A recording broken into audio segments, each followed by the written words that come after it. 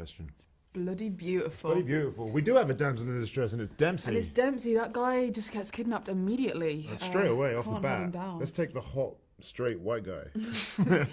I think it's all of the women in this show are very much not damsels, and they're strong and they're brave and they're badass.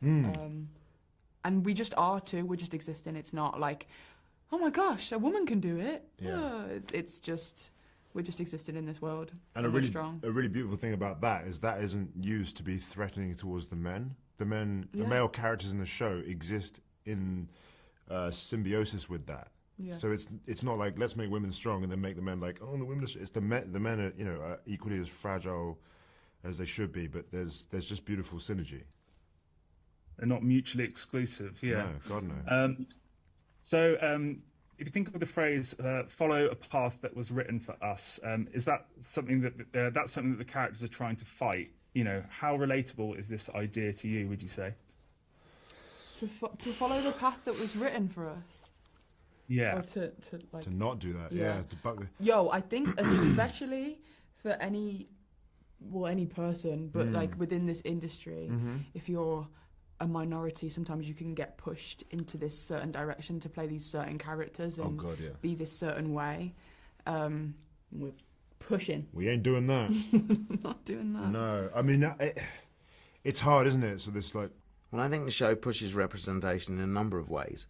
Not only in the kind of female lead characters, but also in the character Willow, the fact that he is, much smaller than the other characters, but still is kind of this heroic character, which is very unusual, to see someone with a perceived disability kind of leading something like this and just getting on with it, really.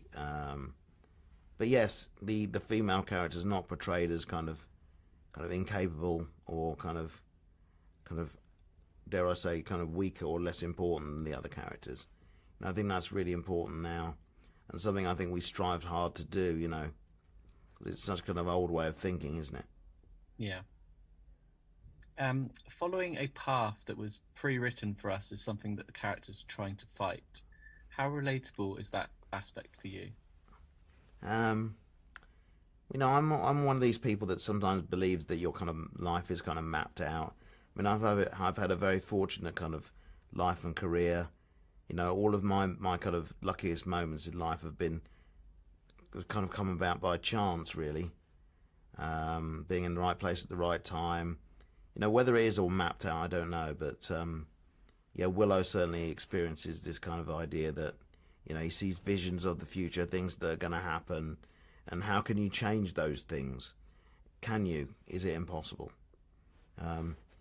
Me for one as a person, I don't see visions of the future, but I think if you believe in something strongly enough, you can almost kind of predetermine your destiny by visualization. If you do that enough, your subconscious will always lead you towards that goal. Make things real, or as real as possible for the others who are, watching this.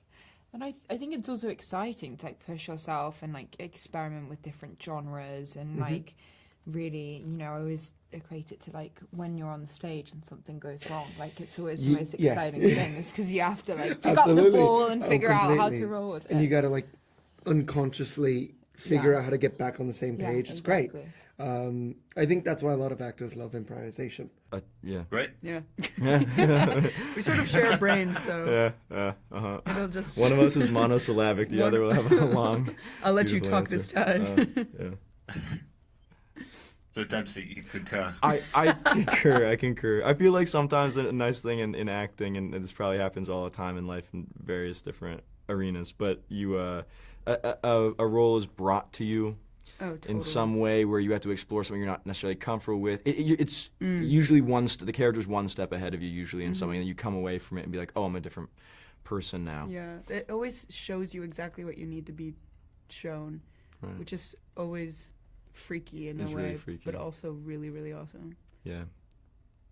It's really awesome. What? It's like a vending machine. It's like if you just kind of close your eyes and click something and then, It's the perfect thing that was made for you. Yeah.